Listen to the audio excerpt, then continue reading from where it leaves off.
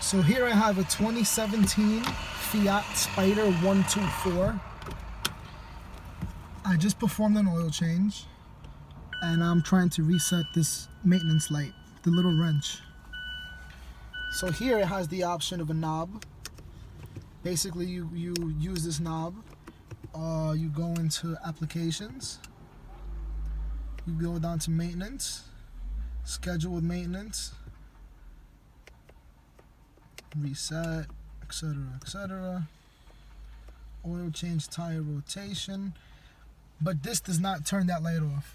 The way to turn that light off is you turn the ignition on, only the ignition, and you depress the accelerator pedal 3 times. So you turn the ignition on, 1, 2, 3. Turn back off, hold the brake, start the car, and the light is off. Thanks for watching. Again, 2017 Fiat Spider